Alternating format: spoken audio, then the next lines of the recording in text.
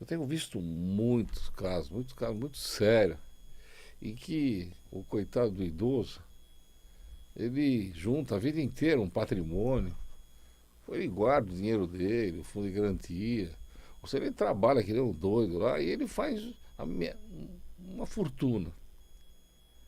E de repente aparece um bando de espertalhões que estão na cola dele para tomar tudo que ele tem e deixar ele sem nada.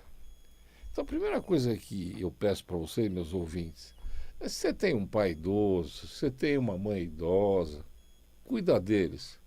Está sempre presente. É evidente que o idoso ele é diferente, às vezes ele é chato, às vezes ele é ranzinza, mas é fruto da própria idade, dos problemas, das comorbidades, às vezes da perda da esposa ou da perda do marido, às vezes é a solidão. E nesse momento é que as pessoas se aproveitam. Então a primeira coisa que é importante é nunca deixar o idoso sozinho na casa dele, nunca. Por quê? Textualmente vai começar a aparecer gente lá para tomar tudo que ele tem. E começa pequeno e vai evoluindo. Por exemplo, vamos imaginar, você tem tua mãe lá e ela mora na mesma casa que morava teu pai, teus irmãos, mas foi diminuindo, diminuindo, até ela está sozinha lá junto com uma empregada, uma faxineira, ou sei lá, uma pessoa que trate dela. Precisa verificar de verdade se aquela faxineira, aquela empregada ou aquela, sei lá, companheira que está tomando conta do idoso está efetivamente fazendo. Eu me lembro da época que a minha mãe estava com bastante idade e ela perdeu meu pai. Ela não estava bem e ela liberava a faxineira, liberava a cuidadora e ficava lá sozinha na casa dela. Os filhos levavam para ela mantimentos e tudo, ela dava de presente. Então precisa ver direito o que está acontecendo, precisa estar presente, precisa estar junto, precisa acompanhar a idade. A pessoa, quando ela tem idade, ela às vezes começa a ficar esquecida, ou começa a aceitar um monte de coisa que não está certo. E vocês têm de ver isso. Eu me lembro muito bem da minha mãe que ela, às vezes ela queria lá uma televisão, agendar uma TV, e quando a pessoa ia fazer a instalação da TV, ela tinha dado lá para uma empregada. Ou se não deixado entrar uma pessoa na casa lá, que ela acha, para dar alimento, alguma coisa dessa, ela roubava o celular, o dinheiro dela. Então, a primeira coisa a fazer, filhos e filhas, é cuidar dos pais. Pouco importa se eles são chatos, se eles são ranzinhos, tem que tomar cuidado. A segunda coisa é o seguinte, olha, quando a pessoa tem idade, ela fica vulnerável. Então começa a ligar para ela, ó, aqui é da igreja tal, estamos vendendo um santinho maravilhoso. Se a senhora puder pendurar pela janela lá, vai receber uma bênção. E o que eles fazem? Eles pegam os dados da aposentadoria da pessoa e começam a debitar valores. Então, às vezes você acha que a tua mãe e o teu pai estão recebendo a aposentadoria e não está. Essas pessoas vão lá e pegam o dinheiro dela, ou vendem as coisas para ela que não vai receber nunca. Olha, se faz isso para a gente, imagina o que eles fazem pelos idosos. E o coitado, eles vão na dele. Se tem um cartão de crédito, eles falam, olha, eu vou mandar retirar o cartão de crédito aí porque tá vencido. E o idoso entrega lá, e coitado. E aí eles limpam a conta dele, ainda faz empréstimo. Então, o cuidado é essencial, mas a gente vai mais além hoje. A primeira coisa que a gente nota, de verdade, no idoso, é que a maioria das pessoas que se aproximam, eu não estou falando das pessoas honestas, é para tirar alguma coisa. Então a primeira coisa que a gente vê que é rotina é alguém querendo entrar na casa do idoso. Como é que ele faz? Ele vai lá e pede, faz amizade com ele, aquelas coisas todas, e tenta adentrar na casa. A primeira coisa que ele vai fazer É tentar fazer a cabeça do idoso para ele ir num cartório lá e passar o que ele tem para as pessoas. É evidente que não vai ser tão fácil assim, mas eles podem tentar. E se conseguir, né, eles aceitam. A mesma coisa, gente, é o interesse das pessoas em ficar com o patrimônio deles. Então a gente vê e fica impressionado, a pessoa lá tem 80 anos e de repente aparece uma mulher de 40, 50 anos mais nova que ele e se apaixona profundamente pelo idoso. É evidente que não existe paixão, aí existe interesse. Mas mesmo elas se casando com separação total de bens, elas vão fazer um esquema para limpar o idoso, através de vendas que ele venha fazer, e vai ficar com todo o dinheiro que ele tem. E quando o filho chegar lá, não tem mais nada para ele. As pessoas, elas não se limitam a querer ganhar a parte cabente delas, mas elas querem tudo. E o idoso ou a idosa entra nessa situação. No meu escritório eu tenho visto muito desses casos, muito. Eu já contei para vocês que uma vez, na casa de repouso lá, que a minha mãe estava, tinha uma portuguesa que ela chorava. E ela dizia que ela tinha 40 casas de aluguel e que os filhos puseram ela naquele local. É evidente que era um local bom, era caro, acho que era R$ 10.000 por mês, ela tinha todo conforto, mas ela não tinha liberdade. Ela ficava lá tomando medicação para ficar calma, para dormir, e ela não queria ficar lá dentro. E ela tinha condições financeiras para ter uma cuidadora, para morar na casa dela. Mas os filhos acharam mais fácil essa situação. Outro perigo é a interdição. Às vezes a pessoa tem idade, mas ela não tem necessidade de estar interditada.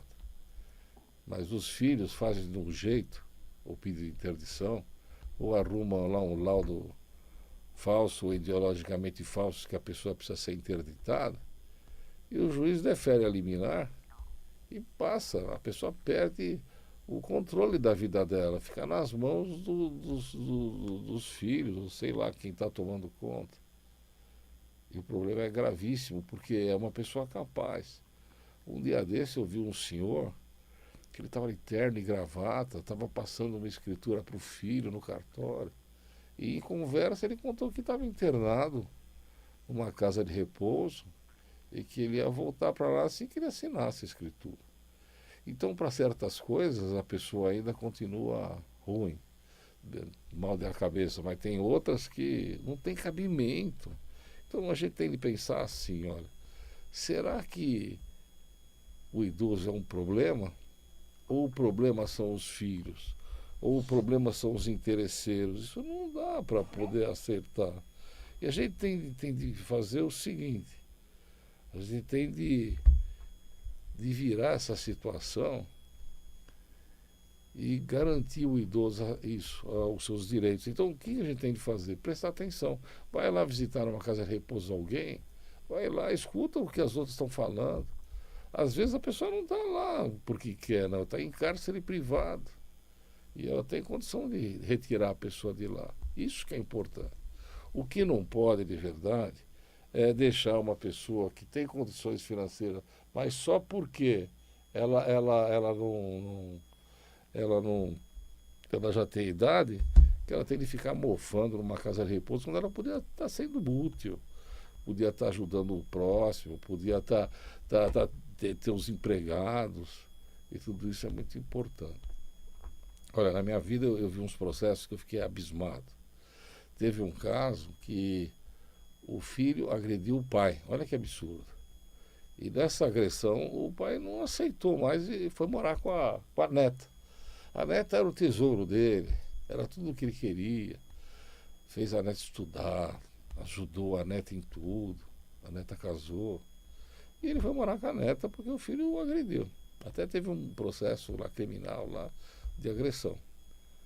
Acontece que a neta começou a passar todos os bens dele, ou vender todos os bens dele. E foi tirando, foi mexendo nas contas bancárias dele, aquelas coisas todas. O filho, como estava brigado, não via essa situação. E ela foi tirando tudo deles, até que ela deixou, tipo, 10% do que tinha, o que o velho tinha, e passou. Quando eu falo velho, eu falo com respeito. E passou ele para uma outra parente para ela explorar o resto. Por que normalmente elas fazem isso? Elas, como se aproveitaram das transferências, dos dinheiros, dos levantamentos, era muito dinheiro, e dos imóveis. Quando ela passa para uma outra pessoa, essa outra pessoa, o que faz? Tratou de tirar o resto que ele tinha. E assim ele não tem condição de ficar reclamando. O filho, quando ficou sabendo que eles limparam o idoso, me contrataram, a gente abriu um processo crime e um procedimento indenizatório. E o processo levou 10 anos, ainda eu não consegui repatriar tudo o dinheiro do idoso, mas a tristeza que dá é que ele não vai ver nada disso, porque ele já morreu. Então ele ficou nas mãos da sobrinha, da neta, perdão, por um tempão, ela só explorava. E essa segunda era pior ainda.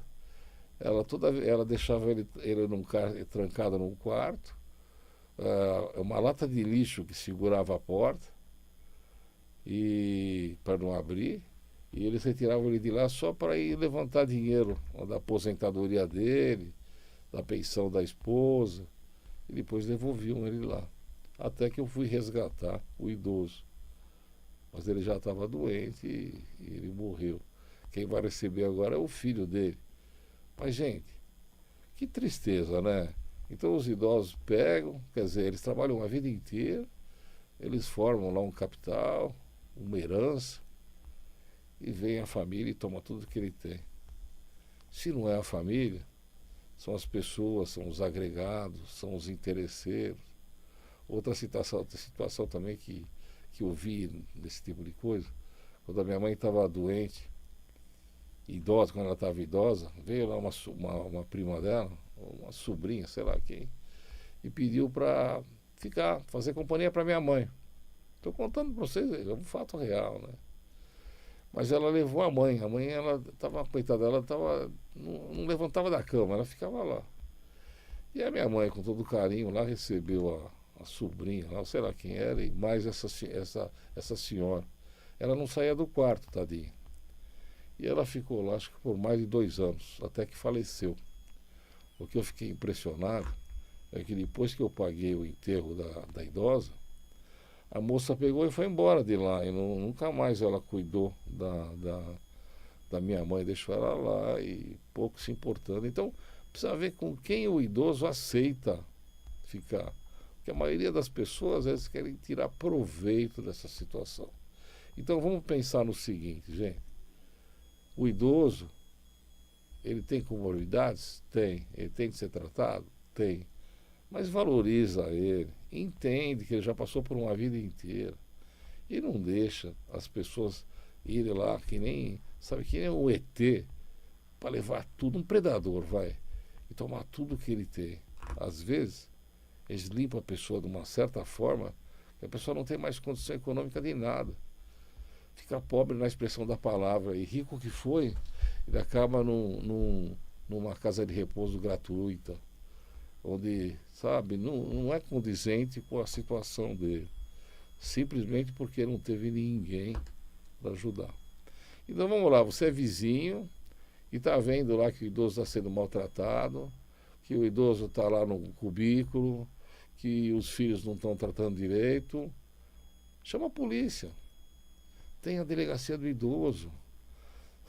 Você já vai lá e fala, eu não quero ser reconhecido, não tenho medo lá da família, mas está acontecendo assim, tem um idoso que está lá, que está sofrendo maus tratos, estão dando banho nele frio, estou vendo daqui da janela, ele fica trancado.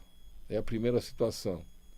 Na delegacia do idoso, o delegado de lá vai lá ou manda lá um assessor dele, verifica a situação que a pessoa está sendo maltratada, e já processa os filhos, às vezes, se for o caso, ele prende em flagrante e leva preso.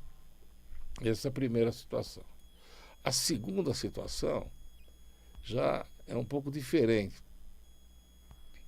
o, o idoso ele começa a fazer besteira, porque de verdade ele não está sabendo das coisas direito. Então, precisa verificar as contas bancárias dele, aonde que está indo o dinheiro. Então, às vezes, olha, nós vamos, para ter esse acesso, vou precisar fazer a interdição.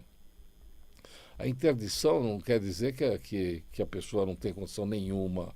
Ela tem diversos graus de interdição. Mas olha, meu pai está pagando um monte de conta que não tem nada a ver, está tirando dinheiro. Então o juiz pode dar uma possibilidade para um filho para administrar o patrimônio do pai sem magoar, sem tirar o mando dele, sem tirar ele da casa dele. Vocês entendem o que eu estou falando? Então tem de respeitar o idoso também.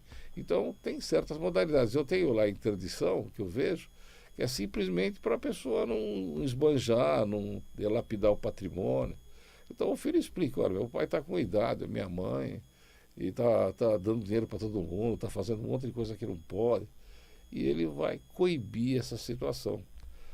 O que a gente nota de verdade, eu tenho um caso lá de uma senhora que era interditada, e ela ficou devendo no banco quase 1 milhão, e na verdade, se ela pegou 100 mil na época, é muito, mas eles vão juro sobre juro, mais acordo, mais não sei o quê, e o banco vai para cima e toma a casa do idoso lá. Então tem de fazer uma defesa, é o que eu faço. Às vezes eu vejo lá o coitado do idoso lá com uma dívida de 2 milhões de banco, quando você vai ver a verdade lá, aquilo começou com 50 mil reais. Então precisa tomar muito cuidado com o que se faz. E não pode deixar ele fazer alguma coisa que ele não está entendendo mais nessa situação. Outra coisa importante também que eu digo para vocês é o seguinte. Pode falar, alô? Boa tarde, doutor Carbone. Marco Antônio Siqueira, de Minas Gerais. Como é que você está, Marco Antônio? Tudo bem, doutor Carbone? Tudo bem, graças a Deus. O senhor está aí na nossa grande emissora, né, a Mundial. É a Vibe Mundial, é verdade, há mais de 10 anos. Tô com Mais saudade de 10 você, do Alexandre Marra. Inclusive a gente falou num programa de vocês hoje, estava presente lá comigo, lá em Minas Gerais. Fala, meu irmão querido, o que você manda? Ô Carbone, é o seguinte, sabendo dessa programação agora à tarde, eu fiz aqui a divulgação entre os nossos companheiros aqui de Minas Gerais, os nossos ouvintes da rádio 87.9 FM, também na Aquarela de Minas, e dizendo que falaria no seu programa hoje. Ótimo. Então, antes de mais nada, eu quero te abraçar, desejar a todos os nossos ouvintes dessa potente emissora. E eu anotei aqui a pergunta de algumas das mineiras, né, que estão passando apertada aqui, especialmente com relação ao casamento, e também aí as agruras da Maria da Penha, né, que a mulher vem sofrendo muito aí com essa situação no Brasil, de norte a sul, de leste a oeste. Então eu tenho aqui 3 perguntas e vou passá-las para você. Pode falar, mano. A primeira pergunta é da Etienne, que mora no bairro Lindéia, em Ouro Preto, Minas Gerais. Ótimo. Então a Etienne diz o seguinte, que ela casou-se tem 30 dias, mas o marido diz que não consegue fazer sexo. Qual a providência que ela pode tomar? Eu acho que a impotência dele pode causar a ruptura do casamento. Ela tem 2 situações, ou ela pede a anulação do casamento, é uma possibilidade, ou ela pede o divórcio, mesmo que seja de 30 dias. O problema, a impotência coende, né, como você está falando, gera uma das faltas, um requisito básico para a relação do casal. Eu entendo assim. Mas ela pode fazer isso daí por via judicial ou anular o casamento, é uma possibilidade também. Mas, Marco Antônio, você é criminalista e você está preocupado com isso, Marco Antônio? Conta para mim. Não, aqui, ela alega aqui o seguinte, que antes do casamento propriamente dito, ela vinha tendo assim, um relacionamento com ele já de uns 2 ou 3 anos, não tinha problema algum. Agora, depois que casou, tem 30 dias, ele falou que não está conseguindo. O Marco Antônio, ela devia ser companheira dele, e hoje em dia nós temos o implante, né? Então tem a possibilidade de fazer o órgão funcionar mesmo que ele tenha alguma deficiência.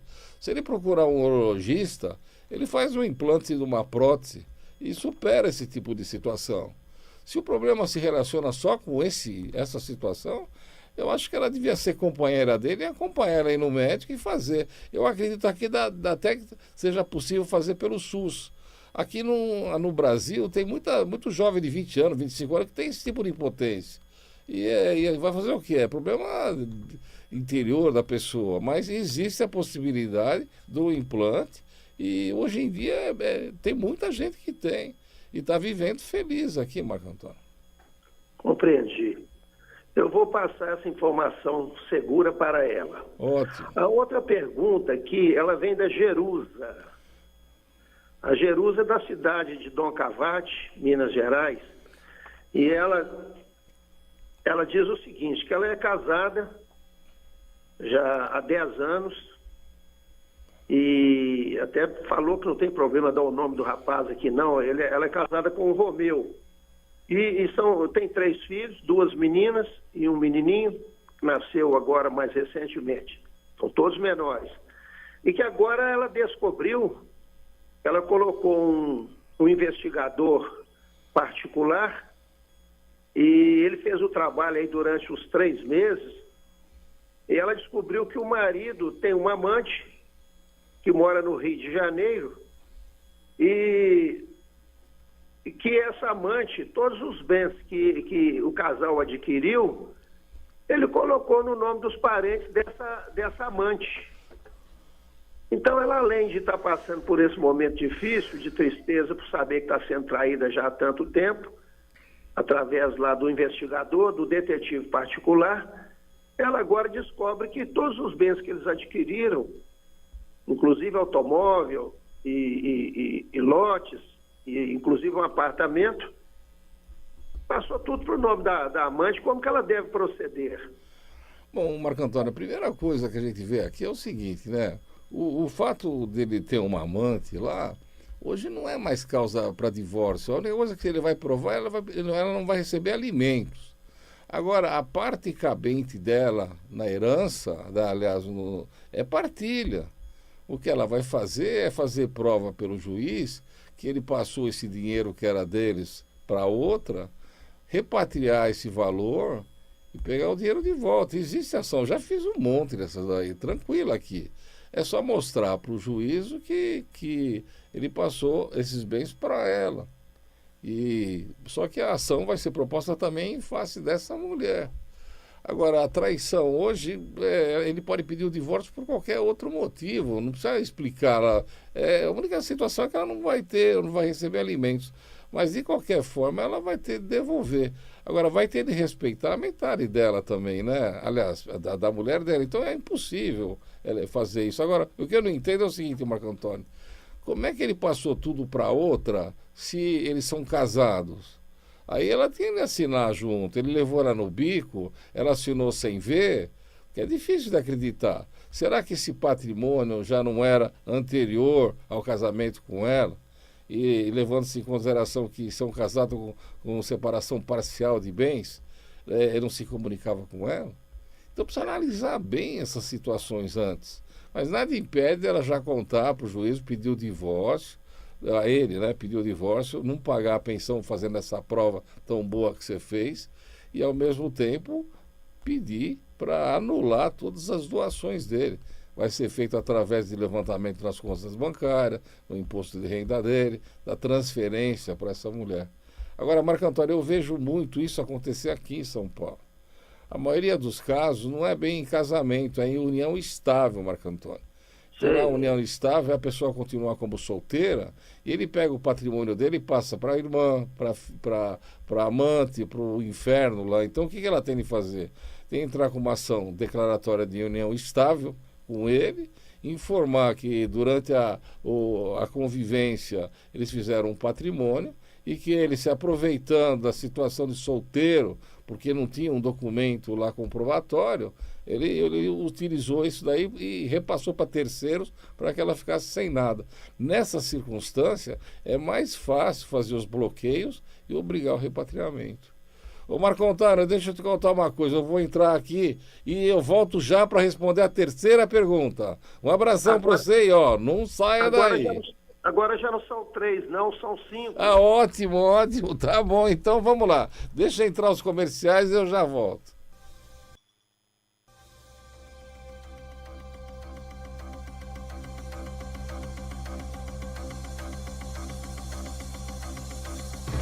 Programa Pergunte ao Dr. Carboni, com o advogado Dr. Ângelo Carboni. Marco Antônio, você tá na linha? Sim. Pode falar, mano, diga. O telefone aqui não para, viu, doutor Carboni? Que bom. Pode falar. Aqui, a Ermelinda, aqui da cidade de Peçanha, Minas Gerais, ela disse o seguinte, que ela tem a Lei Maria da Penha em seu favor, colocou para fora o mau caráter. Acontece que sempre nos finais de semana, ele fica passando com o carro na porta da casa dela, incomodando, buzinando e chamando pelo nome dela, dizendo que é apaixonado, isso e aquilo. Que ela já foi na delegacia, reclamou com o delegado, e o delegado não toma providência nenhuma. Qual o caminho que ela deve seguir, porque ela já não está aguentando mais e está ficando com medo dele. Marco Antônio, é o seguinte, como ela tem a Lei Maria da Penha, lá na delegacia ela deve ter um inquérito lá aberto lá, né, que ele está criando problema.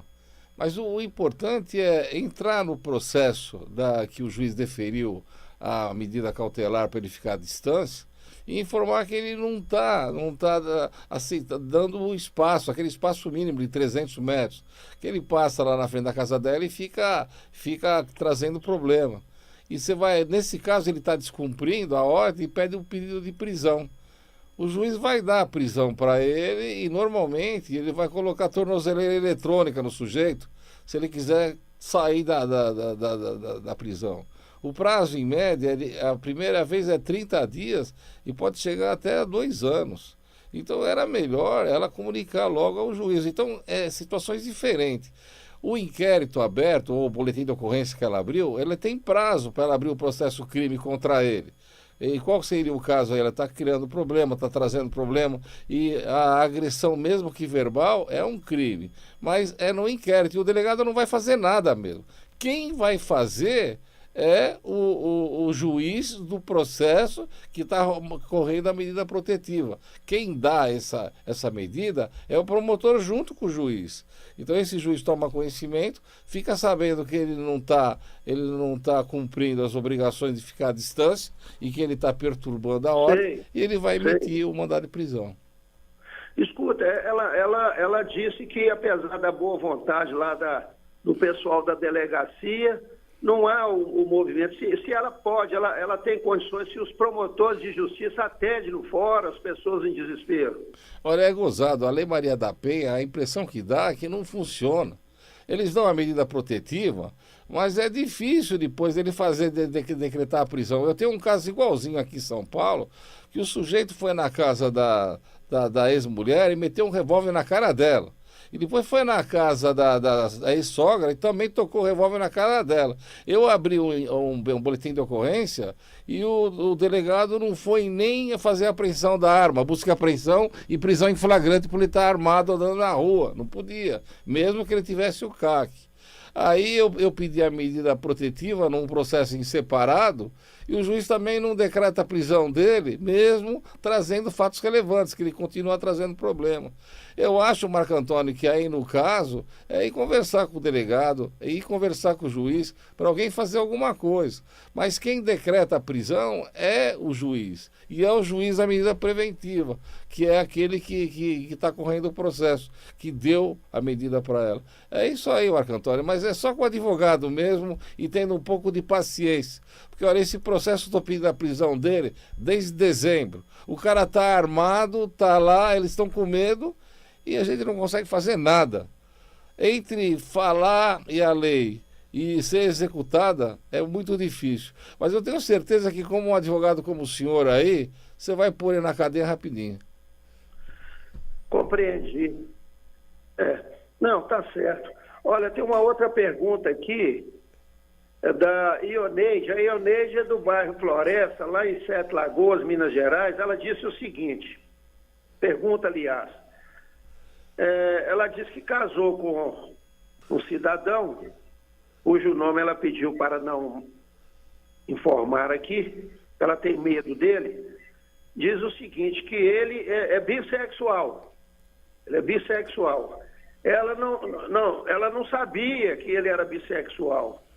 E agora tem uns 6 meses já de casados. Ela propôs a ele morarem todos juntos na mesma casa, e ela está muito assustada, está perdida. A mãe dela é paralítica, o pai dela faleceu tem apenas 2 anos. Ela está desesperada, que é uma moça da roça, inexperiente, não sabe o que fazer, levar o outro para dentro da casa. Como que ela pode proceder? Eu acho o seguinte, o problema da opção sexual dele é dele, né? Eu sei que é chato, mas agora ela tem uma união estável com ele. O correto era entrar com uma ação, informar que mantém uma união estável, que ele mora com ela e que ela não aceita que ele é bissexual, contar lá toda a situação que tem e pede para o juiz para afastar ele da casa, né? É gozado, mas é uma situação real. Eu acho que eu faria isso num processo civil e faria também no processo criminal. Ela levando em consideração que o temor dela de pegar uma doença grave aí, sei lá, podia uma doença terrível aí com relação à promiscuidade dele. Mas ela tem que encerrar essa situação. E você é criminalista, vai lá e conta para o delegado também. Vamos ver se a gente dá um jeito para isso rápido, né? Porque ela está correndo risco, principalmente dos amigos dele que podem querer frequentar a casa dela. Inclusive ela fala aqui, acrescentando que diz que esse outro companheiro, né? Vai para lá também, eles ficam lá conversando. Mas não pode, né, Marco Antônio? Não pode aceitar outro lá. Isso aí não é um triângulo, né? Ela é uma moça de respeito. Isso para mim já é uma agressão. Eu utilizaria a Lei Maria da Penha nesse caso também. Porque ele está tentando fazer uma situação que ela não aceita. E ele é um promíscuo. Eu acho que dá para fazer isso também. Eu faria o boletim de ocorrência, eu faria o processo da Lei Maria da Penha. E eu pediria para pôr ele para fora de casa, era o mais correto. E encerraria a união estável com ele numa ação individual em processo na vara da família. Muito bem. Nós temos uma pergunta aqui agora, o João Batista, de Formiga, Minas Gerais, ele falou o seguinte, que esse programa, ele está ouvindo lá, está me dizendo aqui, o programa está muito esquisito, porque aqui só fala defesa da mulher, né? Como se não tem lei para os homens, e está aqui bastante alterado. E disse o seguinte, que recentemente ele chegou do serviço e foi lá dentro, trocou de roupa, tomou lá o seu banho, trocou de roupa e veio até ali a copa, a cozinha da sua casa, e chegando lá, falou com a mulher, mas a janta não está pronta ainda não? Ela pegou, saiu de lá com o ferro quente, encostou o ferro quente nas costas dele. Afinal de contas, tem Lei Maria da Penha para homem também? O homem também tem direito ou vai ficar só nesse negócio de ajudar a mulher? Eu vou contar uma coisa para você de coração, sabe, Marco Antônio? Porque você é jurista de júri, né? Então o teu negócio é coisa de morte, né? Eu não defendo o homem, você me desculpa, tá? Nesse caso aí, o que ele tem de fazer é pegar as coisas dele e ir embora de lá. Agora, se ele não contou para você o que ele deve fazer para a mulher dele, ele deve ser uma vítima, essa mulher. E se ela chegou a pegar ela num ferro quente lá, é porque ele deve ter infernizado a vida dele terrivelmente, sei lá. Eu acho que, de verdade, ele vai buscar os direitos, mas não é na Lei da Maria da Penha, não. Se ela agrediu ele, se ele machucou, ele vai abrir um processo normal lá, lesão corporal de natureza leve, grave ou gravíssima, e ela vai responder por esse fato, se é real. Mas eu não estou afim de defender ele não, viu, Marco Antônio? Eu vou deixar para você. Olha, tem aqui também a Jéssica, do bairro Sarobá, Varginha, ela diz o seguinte, que é casada e seu marido está apaixonado pelo irmão dela, que recentemente ela os flagrou beijando na piscina do sítio do casal. o que ela deve fazer mais de imediato? Ela pergunta, será que se eu filmar, fotografar, ajuda para eu fazer a separação e botar ele logo para fora? A separação judicial aí, ou a separação ela não depende desse tipo de problema. A opção sexual dele é dele, a irmã dela também. Então, o que ela tem de falar é contar que não tem mais condição de manter o casamento ou manter a união estável e pedir a separação. Ele tem direito à parte dele, ela tem direito à parte dela. Como ele é o provedor, ela vai pedir alimentos também, vai informar para o juiz que ele tem um caso lá com o irmão dela, e se ela não tem emprego, ela depende dele, ela vai exigir alimentos que varia de 2 anos ou uma vida inteira, dependendo do tempo que ela está com ele. Mas, de qualquer forma, a opção sexual hoje em dia já não é mais, sabe, não é causa. Ela pode dizer que quer se divorciar ou quer separar da união estável, independente disso, dizendo que não tem mais interesse na continuidade. É isso aí, Marco Antônio. Entendi. Agora, a última aqui, o doutor Ângelo Carbone, o Sebastião de Belo Horizonte, do bairro Santa Teresa, ele está acompanhando a programação e reclamando que a mulher não faz comida, não arruma a casa e só fica no zap. O que ele deve fazer? Porque chamar a atenção dela não resolve. Já falou com o pai dela, com a mãe dela, ninguém toma providência, que ele já não está aguentando mais. Como que ele deve agir? Se ele tem que entrar com divórcio, se ele pode simplesmente colocá-la para fora de casa, porque ela não faz nada. Olha, para começar, a mulher, ela tem qualidades, ela não é obrigada a fazer comida e não é muito menos ela é obrigada a limpar a casa. O que ele tem de fazer é colocar uma faxineira lá e colocar uma empregada. A mulher é a mulher dele, é o tesouro que ele tem. Ela vai fazer a unha ótima, ela fica no celular muito bem. Você não falou em nenhum momento que ela está desprestigiando o casamento ou a relação. Ele, quando ele namorou com ela e casou, se juntou, ele sabia muito bem das aptidões dela. Ela pode trabalhar, ela pode fazer uma série de outras coisas, mas ela não tem obrigação de ficar numa cozinha, envelhecendo lá, sujando as mãos e ainda tendo de passar detergente na casa, estragando a unha dela. Ele que arrume dinheiro para manter ela na forma que ela veio da casa dos pais. Se ela não é dada a alimentação, a fazer comida, ele quer que pague alguém para isso. O Marco Antônio, eu sou advogado de mulher, viu? Eu acho que homem, para mim, eu gosto do quilo e gosto deles presos. Eu adoro quando dou cana no sujeito por falta de pagamento de alimentos, sabe? E quando o sujeito agride a mulher, eu não só arrumo uma cana para ele, mas eu vou lá e conto para os outros presos que ele bateu na mulher dele. Aí eu adoro. Agora, nessa circunstância que você está contando para mim, ela deve ser uma princesa e deve ser tratada como tal. Eu sou advogado de mulheres, crianças e idosos. E vou defender eles sempre. Muito bem. Olha, esse João Batista, que a mulher encostou o ferro quente nas costas dele e que está acompanhando o programa, que já ligou aqui para a nossa secretária dizendo o seguinte, que se ele tivesse ouvido as suas orientações antes, ele já teria tomado todas as providências. Ele disse que é um homem de bem e que estranhou tudo isso que vem acontecendo na vida dele. Está muito triste, mas vai acompanhar as suas orientações aí, porque o homem tem que ser correto, mas que ele sofreu e vem sofrendo muito com ela, isso ele vem.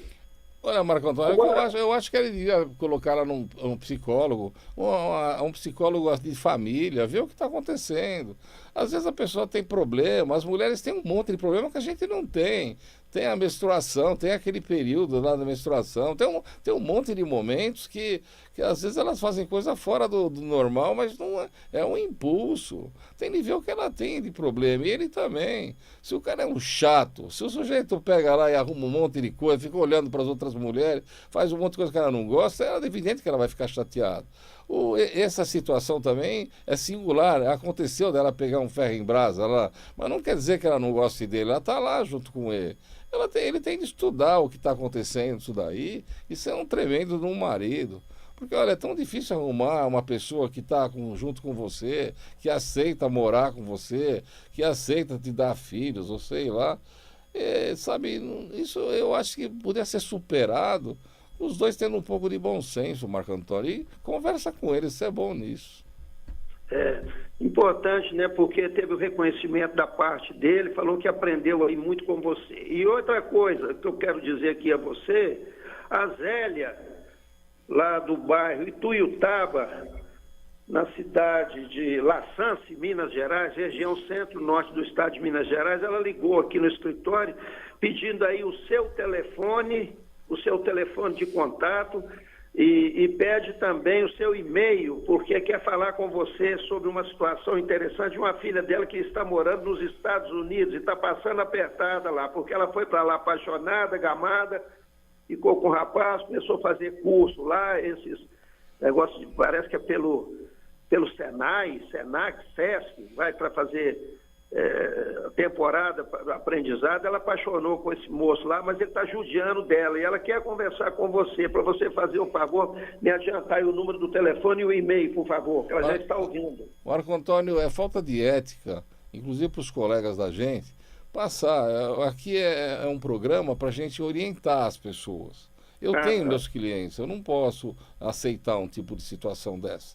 Se ela quiser, ela procura a Defensoria Pública, ela procura o promotor de justiça da cidade, procura um advogado da cidade dela, que certamente vai poder fazer essa parte brilhantemente.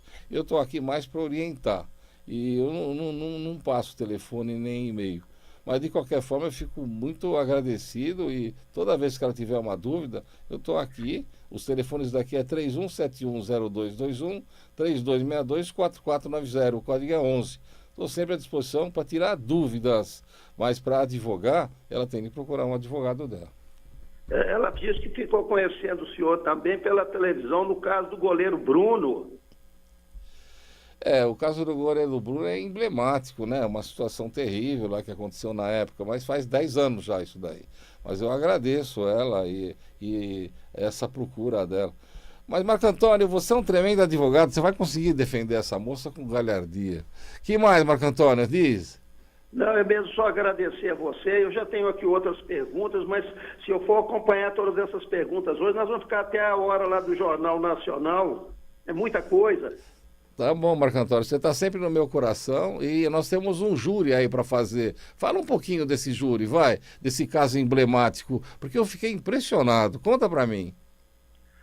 Olha, o caso aqui em Belo Horizonte, mais especificamente na Grande BH, é o caso da menina Stephanie, de apenas 13 anos de idade, uma menina prendada, uma menina estudiosa, essas meninas assim que a mãe acompanha de perto, dedicada e tudo. Ela saiu de casa, autorizada pela mãe, para ir à casa de uma coleguinha, a 2 quarteirões. E a mãe ficou lá da esquina esperando até que ela entrasse lá na rua onde a mocinha reside, e nesse trajeto, infelizmente, ela foi acossada, né? Ela foi interceptada, interpelada lá pelo pastor Pachola, pastor da igreja lá da região Ribeirão das Neves. Ele colocou essa menina no carro, levou essa menina lá para o monte, onde faziam lá orações, esse pastor Pachola. E acabou que a menina relutou para não ser violentada, não ser, vamos dizer assim, atacada mesmo, praticar sexo violento, moça nova, virgem, menina novinha. Aí o que acontece? Ele espancou essa menina, matou essa menina, jogou essa menina para fora do carro, e agora brevemente nós teremos lá a primeira audiência de instrução do processo para nós realizarmos o jus na comarca de Ribeirão das Neves. É bom que a sociedade de São Paulo até coloque aí na internet, procure saber o caso da menina Stephanie, de 13 anos de idade, que foi assassinada pelo pastor Pachola, em Ribeirão das Neves, Minas Gerais. Esse é um caso muito grave, e agora, mais recentemente, no decorrer da semana, eu conversando com a mãe dela, né, a dona Márcia, e o pai dela, o senhor Elton, são pessoas humildes, trabalhadoras. Eles fizeram muita questão de que eu o convidasse para participar conosco dessas audiências e também do júri, que será realizado em Ribeirão das Neves. Então, já de antemão, eu já faço assim esse convite para que você esteja conosco, né, nessa empreitada, nesse trabalho. Coisa muito triste. Uma menina, eu gostaria que todos os seus ouvintes pudessem entrar lá na internet e olhar o caso dessa menina Stephanie, em Ribeirão das Neves, Minas Gerais, que foi assassinada pelo pastor Pachola. Olha, Marco Antônio, eu fico muito triste, de verdade, de ver o que ele fez com a moça, com a criança, né? Isso é estupro. Mas, na verdade, eu tenho muito medo de padre, esses que se dizem aí, que pregam, e principalmente esses que falam que vão lá no monte, que vão lá no mato, lá para rezar. Na verdade, eu digo para as mães, você tem filho coroinha, vai lá ver o que eles estão fazendo com os meninos. Você tem filho lá que vai na igreja, lá não sei da onde, vai ver o que eles estão fazendo com as crianças. Tem muito tarado, que nem esse vagabundo criminoso que matou a moça, que ele se transveste numa pessoa de Deus para tirar proveito e depois para estuprar as pessoas. Então a gente tem que tomar muito cuidado com as crianças, principalmente que vocês deixam lá na casa de um marginal desse e o cara vai lá e mata a criança. Mas tem coisa pior, o estupro, isso vai ficar a vida inteira na cabeça dela. Eu faço questão de dar esse júri e vou fazer o máximo para ele pegar 80 anos de cadeia e nunca mais sair de lá. Mas, na verdade, Marco Antônio, a pena que me dá é que estuprador desse aqui no Brasil devia ter pena de morte, devia executar o sujeito. Nem castração, mas devia executar, porque eles não têm jeito. Eles vão fugir da cadeia e vão aprontar de novo, como acontece. Aqui em São Paulo é rotina. Todo dia a gente vê lá um sequestro, um estupro. Tem uma menina que era uma graça, ela saiu do emprego, Marco Antônio. Ela foi andando na rua porque não tinha dinheiro para pagar a condição para ir para casa, e o sujeito foi lá e matou a moça, até arrancaram o cabelo dela para vender. Hoje em dia não basta só matar a pessoa, não. Eles fazem, até vendem as peças da pessoa. Então o que a gente tem que fazer é ajudar, você como defensor e eu também como assistente da acusação, para fazer 3 coisas importantes. A primeira, a prisão do vagabundo, do tarado. A segunda, a manutenção da prisão dele. Porque às vezes demora muito o processo e ele libera esses vagabundos por excesso de prazo na formação da culpa, e eles vão lá e somem, e vão lá e nunca mais desaparecem pelo mundo. A terceira situação, Marco Antônio, que a gente fica preocupado, é com as crianças, que se não morrerem nas mãos desses desgraçados, elas ficam com esse problema a vida inteira. Então eu quero fazer esse júri, pode marcar, me dar as datas que eu vou comparecer, com toda a imponência do nosso trabalho, e eu quero ver esse cara sempre preso. E, por fim, manter ele preso, Marco Antônio, porque se ele for fazer o júri dele e tiver solto, esse vagabundo vai sumir depois, durante o recurso. Então nós precisamos manter ele preso e ver ele cumprir pena, isso que é importante. E mais ainda, eu vou lá na cadeia e vou contar para todos os presos o que ele fez. Eu espero que, se a justiça não fizer justiça, os companheiros de cela dele façam. Marco Antônio, vou deixar você porque vai encerrar o programa. Eu agradeço a tua participação e convido sempre você, o Alexandre Marra e os programas maravilhosos que vocês têm aí. Eu estou sempre à disposição e sempre respondendo as perguntas também de Minas Gerais, que eu amo tanto. Um abraço.